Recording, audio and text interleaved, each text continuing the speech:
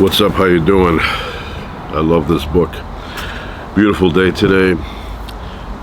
Perfect temperature. Slight breeze. Going from west to east at about 2 miles an hour. But love this book right here. Now, useful knots. You're a kid, right? And you want to tie something up, you just keep repeating the same old thing and make this big fat knot, and yeah, it's safe. But if you want to take that apart, it's very difficult. This book here has a lot of knots for different situations. My favorite one is the one that my father used a lot, the trucker's knot. He had a station wagon, and he would put, like, I don't know, a couch on top to bring it somewhere or whatever. One time he put bushes on top, and he had a rope, throw it over, he'd tie it up, and he'd make a trucker's knot, and everything was secure. And then when you got to your final destination, that's also a good movie, or a series of them, but when he got there, he would just yank, and it would come apart. No cutting, no destroying. I had the same rope for years. But this is a very good book.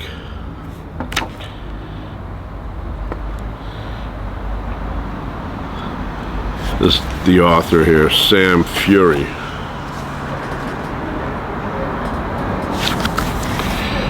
Guess he was thinking, I have a calling to write a book. I'm going to write a book about knots.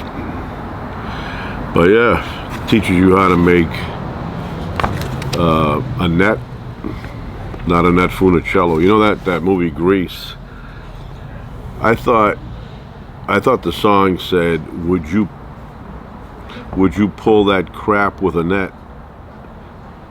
I thought it meant like, would you pull that crap with a fishing net, not Annette, the actress. I didn't know. So let me see if they have that. They have a harness knot.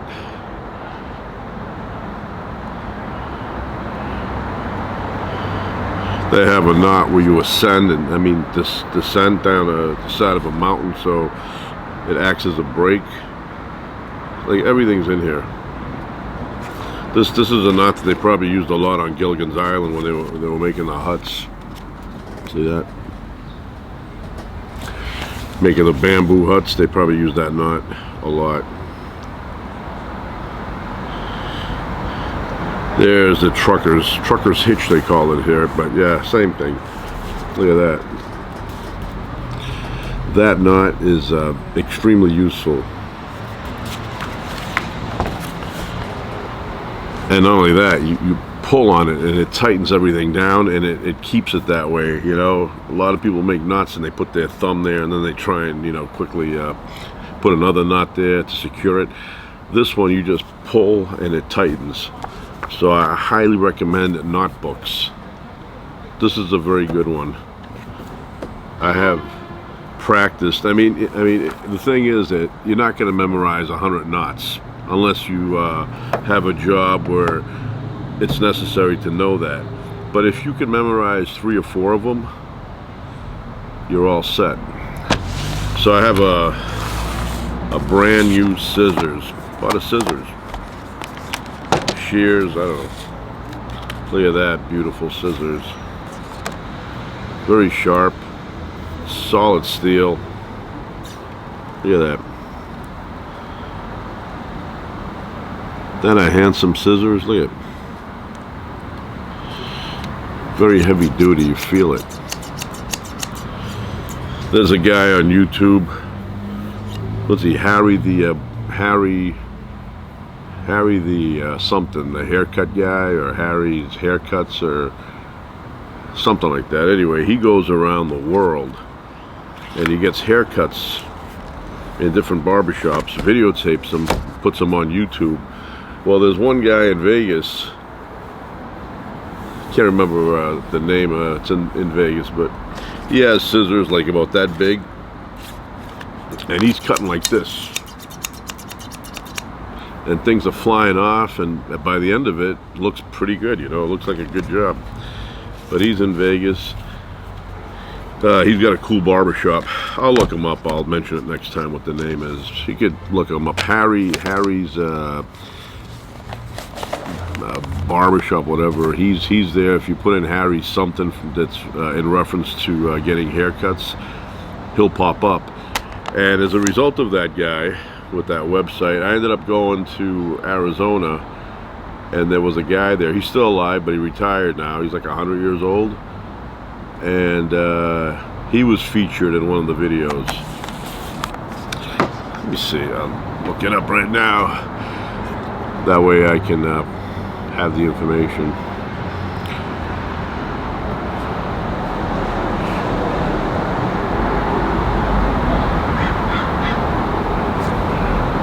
Let's see if it pops up.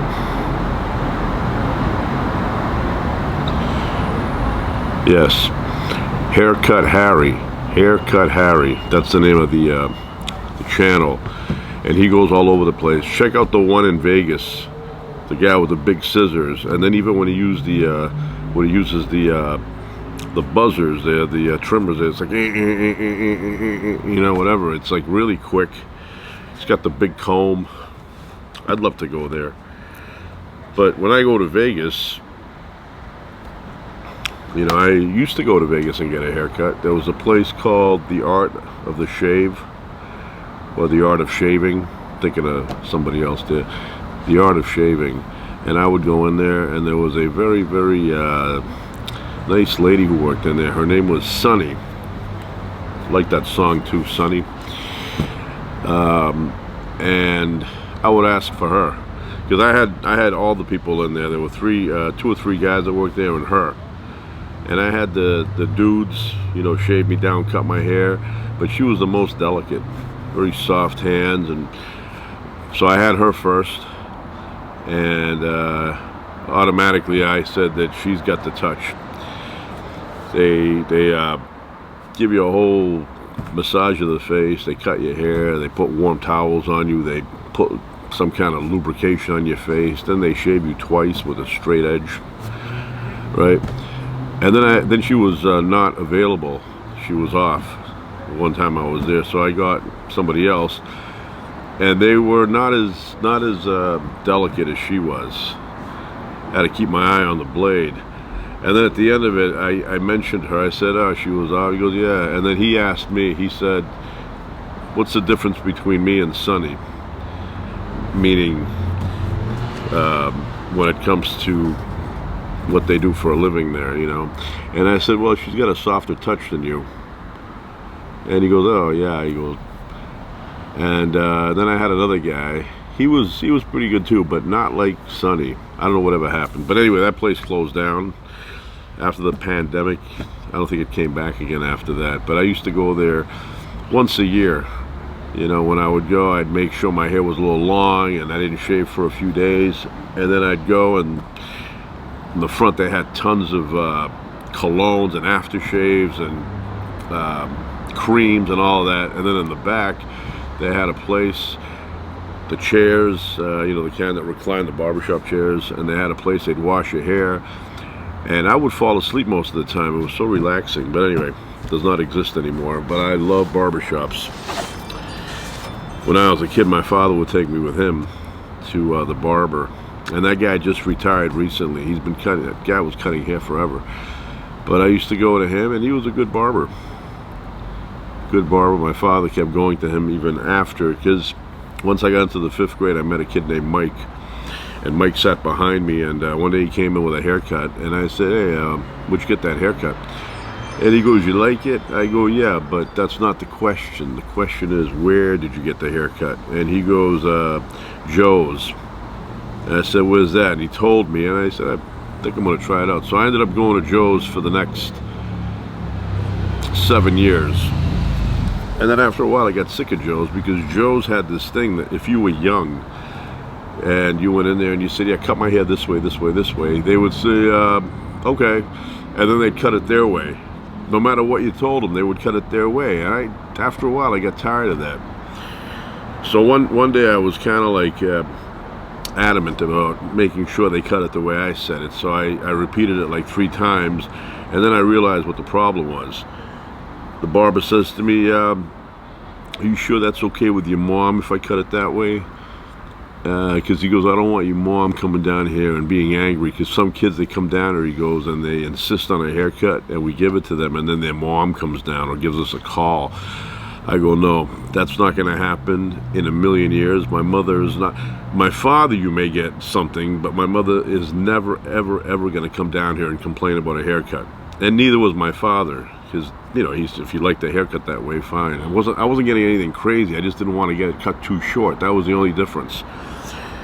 And they would cut it short, and then I would say the next time, just trim a little bit, don't cut it too short, and they would cut it short again. So then one time I went in and I said, do not cut it short. And then I said it like 3 times, and the guy said, are you sure about that? Is your mother going to come down? And I said, my mother will not come down here, which she never did. My mother didn't even know where the place was. Neither did my father. If I didn't tell him I'm going there for a haircut, he would never know. So anyway, that's what they were concerned about. And then eventually I gave him the boot, and I went somewhere else. And then I got older, then they had to cut it the way I wanted to, otherwise I wouldn't go back. But there were a few places in my neighborhood, local guys that cut really well. There was a guy who, when I was little, he had just started working at this barber shop, and there was another guy, an old guy, who was there. He was the owner, and he was like kind of the apprentice. And I would go there once in a blue moon, maybe once every few years, and then I didn't go for a long time. And then I ended up going once every decade. And I looked at the guy and I said, you know, now he had gray hair, the young guy, he had gray hair, and now the old guy wasn't there. And one day I was in there a few years ago, and I said, remember in the 70s there was an old guy in here that worked? He goes, oh yeah. And he told me the name. He goes, yeah. He goes, still alive. He goes, he's like almost 100. So, and that guy, the barber I'm talking about, not my barber, because I didn't go there that often, but he still has that place. But yeah, there were a few places. Anyway, let me see what's going on here with the...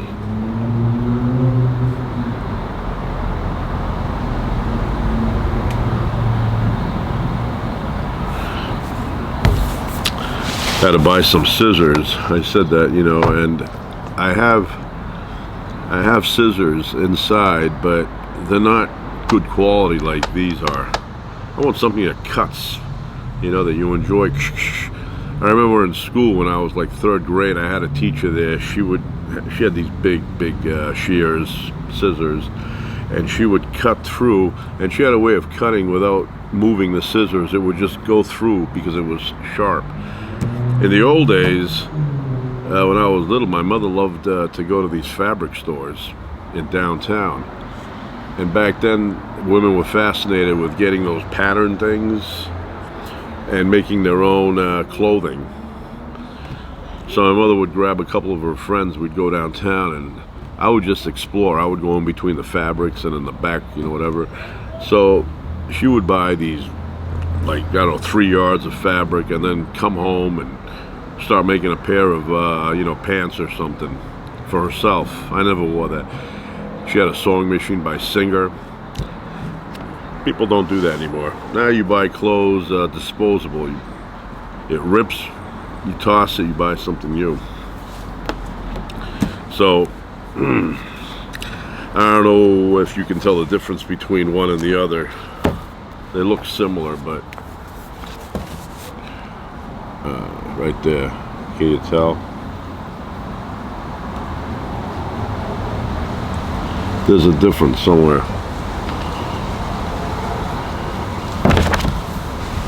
So this one here says 45 years of Rocky Balboa right there. And this one here has Carl Weathers.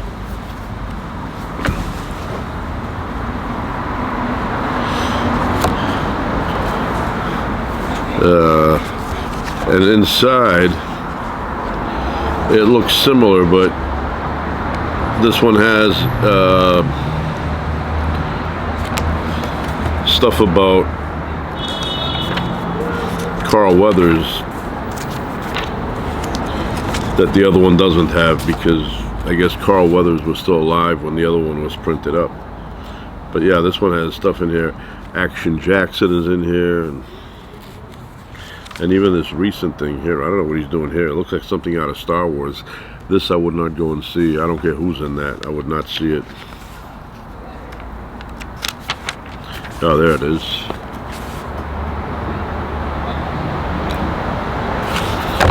Yeah, I thought, and I still think, that Carl Weathers was the best opponent in terms of reality, like realistic. You know, the best opponent in the Rocky series. Very realistic. He seemed to be a real fighter. He was not over the top like Dolph Lundgren was. And you know, for me, when I saw it as a kid, it was believable. I felt like I was watching like, you don't analyze it when you're little. Like, this is a movie. You think you're watching an actual event in real life. So this is so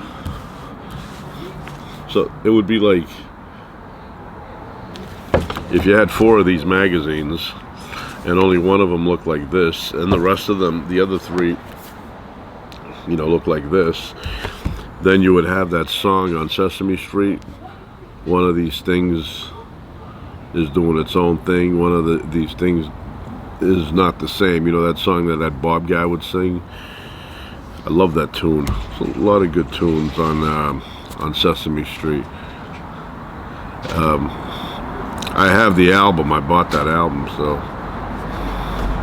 Hi, my daughter here, Amanda. Yeah, can you tell me the difference here? What do you think there's a difference? This one has the Remembering Carl Weathers thing, and this one is the 40 years of Rocky Balboa. Yeah, but even here, you see how they cropped it? Oh. You see? Yeah. This one's cropped. I thought there was a child. Yeah, well, she's... It's more enlarged. Right, this is like a little bit closer. You know, and that barcode is on this side, that one's on that side. Maybe because they're just trying to remember him, so they don't want to... Yeah. And you see here, you could read, it says Everlast here, and here you can't see it. Wait, is that real?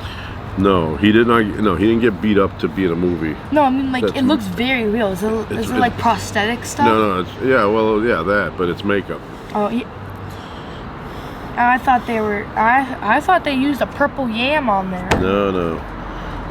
Okay, what's going on? I just want to say hi. Okay, hi. Love you. Bye. Bye. I'll be in a minute. So yeah,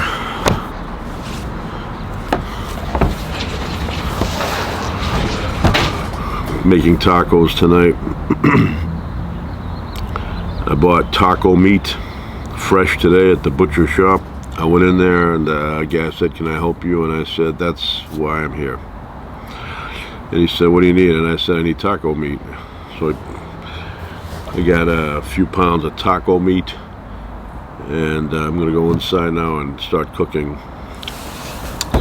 Cotuit. See what that says? Cotuit Kettles. Right? Kettleers. Cape Cod Baseball League. I'm a big fan of this town, Cotuit. Mama's boy rushing to get home. Give his mama a kiss. So Cotuit is a town that I like a lot, and I've been going to Cotuit. I mean, I've been there a long time now, but when I was a kid, it was quite often. Cotuit is a nice little quiet town. You think it's like the 1930s or something when you go there. And there was a beach that somehow my father and other people discovered, and we would go there and we'd walk, you know, through the shoreline, and eventually we would end up at this place where it was all like mushy, like it looked like sponges or something you were stepping on. Then there was a sudden drop, and we'd set up our buckets there, and I was little, you know, and I'm talking little, kindergarten and up, and I would throw my line in, and I would pull out something called scuppy or a scup, and I'd fill up my bucket there, and then we'd leave, and then we found a shortcut that cut about 20 minutes off of the walking time, but it was through a forest. I don't know how my father, I don't know how he found out about that, but we would park the car and then we'd walk through this forest, and then we'd end up at the beach, and then we'd fish there, and we were quiet because apparently it was private property, and an old man owned a nice house up on the, the sand area up there, and as long as you didn't make noise and you were quiet and then you left by, an early time, nothing would happen to you.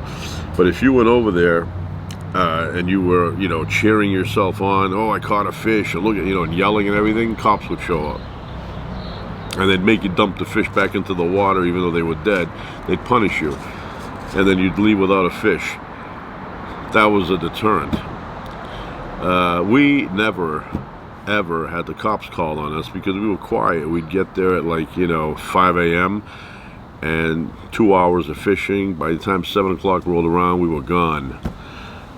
And I think that guy's long gone now because I was little back then, and now I'm old, and I don't think he's still around. But yeah, then we'd get home and my mother would clean the fish, and we'd eat fresh fish. It was very good. Anyway, so we'd fish there, and very quiet town.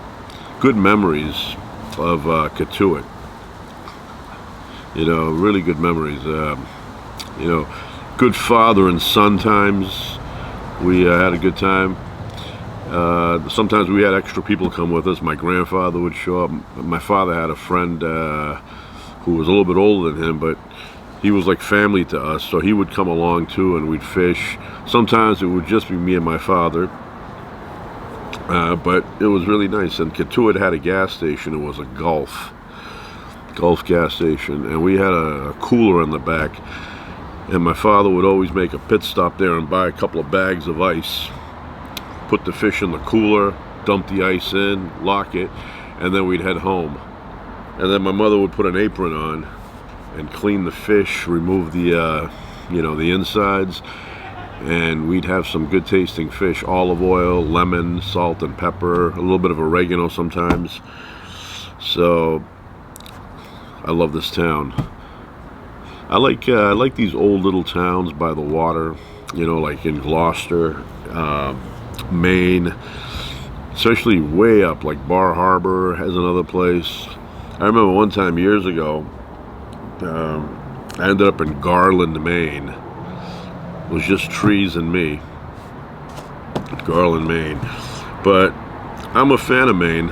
Love the state of Maine.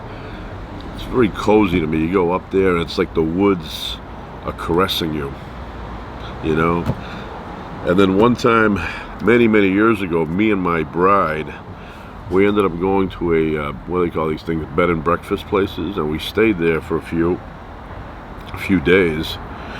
And one time we went to a place where it was like a cabin on its own, and every morning the owners of this bed and breakfast place, they would deliver us firewood and breakfast. They'd give a knock on the door and then they'd take off, like a leprechaun. And then I would get up, I'd grab the firewood, I'd start the fire early in the morning, and I'd bring the breakfast in, and it was so nice. And then we'd, get ready, and we'd take a ride around the Maine area, that town, which I think it was in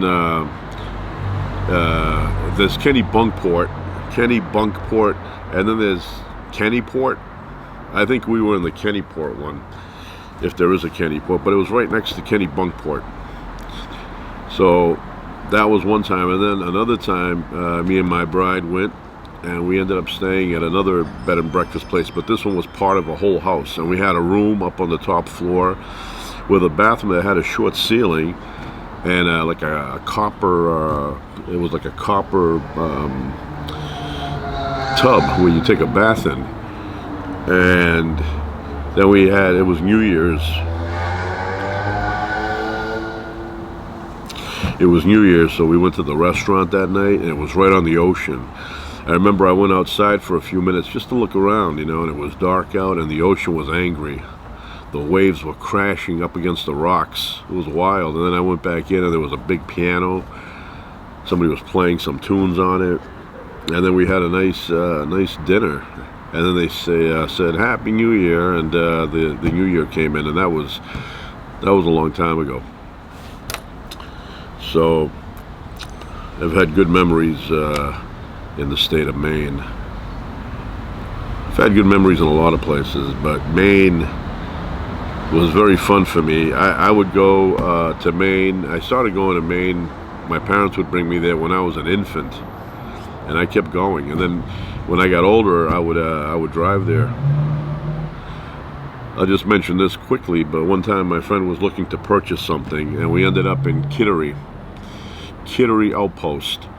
And we went in there. We didn't find what we wanted. I love Kittery Outpost. That's like a smaller version of a Bass Pro Shop. So I would go there once in a while on my own. I would get in the car, I'd drive there, and then I'd look around and buy something, you know, like a slingshot, and then I'd leave. But the guy there, he said, well, we don't have what you're looking for, but you may want to try LL Bean, which is a little bit north of here. And he was open back then 24 hours, so we decided to go. We got in the car and we drove up there, and another great place. But I love places like that. One time we had a visitor and his wife. They were staying at our house, and that guy, he was a hunter. He would have made a good contestant on the show alone, but he was a hunter, and he was looking for a nice warm jacket for the winter when he would go hunting up in the mountains. And my father goes, I know a place. So we ended up going to Kittery Outpost in Maine. And I was little back then, and we were there with the guy was like trying on these nice, bulky parkas, these nice jackets with the hood, with the fur going around there. And he goes, I like this one, and then he was kind of thinking it was expensive. My father goes, I'm getting it for you. He goes, it's a gift. So he ended up getting him that, and I'm sure he was warm because that was a good jacket. Yeah, Maine is a good one. I'd love to visit Canada, the what is it, Ellesmere Island, St. Ellesmere. I think it's just Ellesmere. But I would love to go up there and explore, set up a tent, nice and quiet. Maybe have some bear pepper spray, just in case a bear shows up. I don't know. But if you go in the winter, right, they should be hibernating. I had a bear encounter, but it was springtime. It was warm out, and it was a black bear. It was not a grizzly. And he came up to the trail. He looked at me, took a few steps closer, and I was looking at him, and we kind of froze there, kind of staring at each other for, I don't know how long it was, but it was tense. It was tense for a while. And then, before that, I was looking around. I go, is there anything I could grab onto, like a big stick or something, in case he comes my way? I could use it to at least defend myself. And there wasn't. It was like somebody got a rake and cleaned everything around my area there. It was weird. So the bear looked at me and spun around and went the other way. Probably said, this guy does not look like he tastes that good. So he went the other way, and I was relieved because I didn't know what was going to happen. And so I had to go that way too. So I'm going that way, and now it's getting dark out. So it was like getting like nighttime, and I'm still in there. And I go, the bear's got to be somewhere.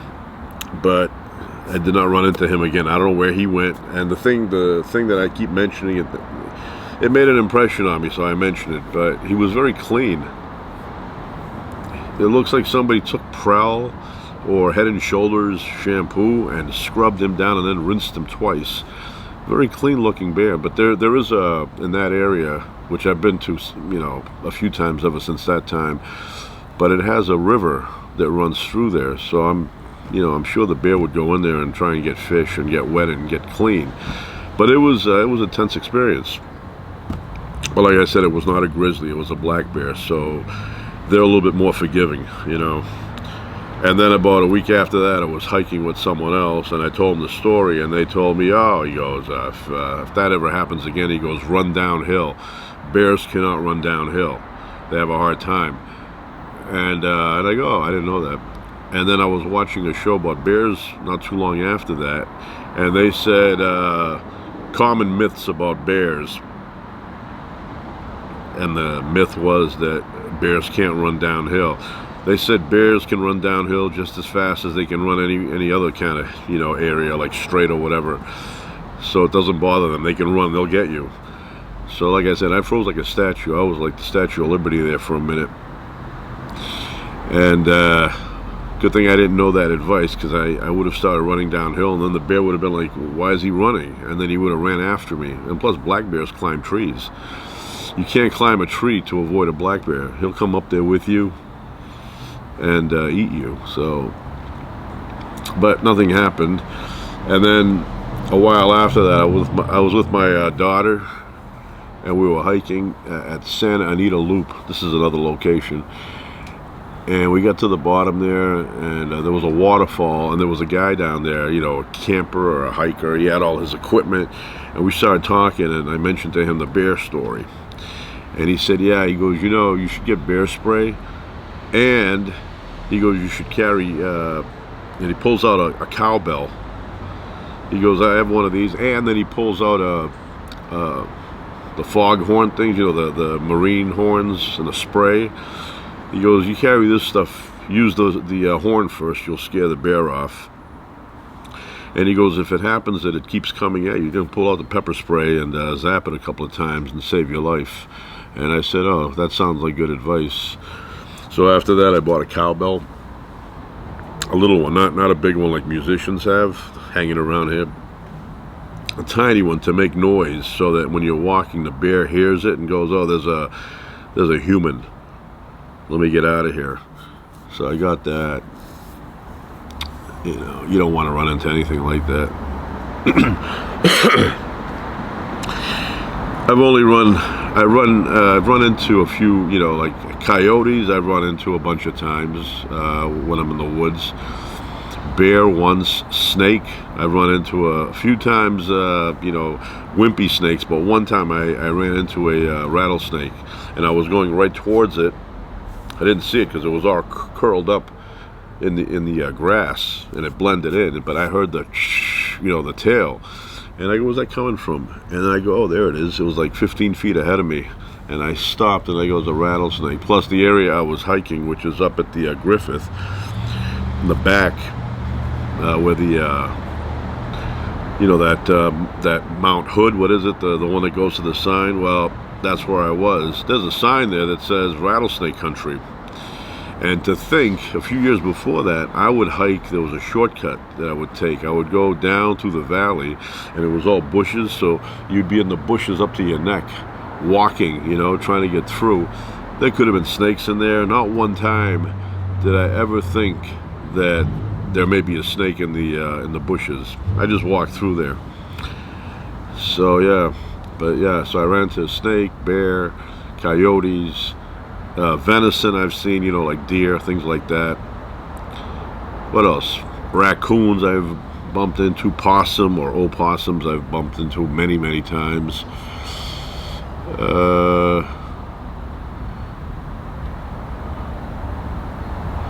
I mean, you know, then the other stuff, you know, like squirrels, no big deal. Everybody sees those. But like I said, the most intense experience was the black bear. And I didn't have food on me, so it wasn't like I was going to throw a burger and distract the bear. I didn't have anything. That's one bad habit I have. Oh, there's a bunch of birds. Those look like seagulls.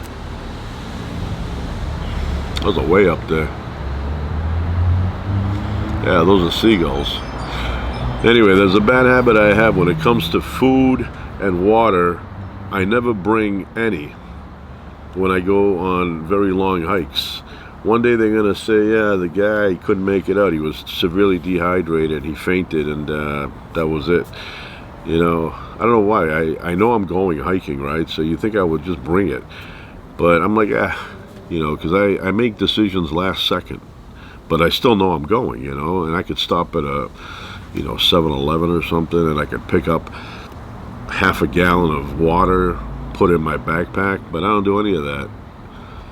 And one time it caught up with me. I was Mount Wilson hiking, totally thirsty, dehydrated, and I climbed all the way to the top. And I had that feeling like, you know, I would have given $1,000 for a glass of water. That's how dehydrated I was. So I got up there, everything was shut down, the observatory was shut down, and then I looked over in the distance and there was what appeared to be a faucet, like a little, little, whatever you call those things, not a bubbler, but a water machine, faucet, that's what they call them. And I went over there and I go, I hope it works. And I turned it on and I let it run. Water came out nice and cold, and I was there for a while. I must have drank about a gallon of water. My belly was just full of water, and I needed it, right? So then I noticed there was a plaque, and it said the name of the guy who gave the money to build that water faucet there. And so I went home after, made it home, and got in front of my computer, and I looked up the guy, and he was some guy that belonged with the Mount Wilson Observatory there. He was still alive. And I wrote him a thank you email, thanking him for having that there. And if not for that, I don't know how I would have made it back down. I was so dehydrated. And they don't respond to that stuff. You wish that once in a while they would say, hey, yeah, thank you for thanking me for putting that there. I knew one day that somebody like you would go up there and not plan ahead and bring their own water, so that's why we have that there. But yeah, that really, it bailed me out that time that there was water up on Mount Wilson. So anyway, I'm gonna go inside. I'm gonna start making the tacos. See, the crows are starting, and then we're gonna eat. Another day. All right, that's it for now. Ciao.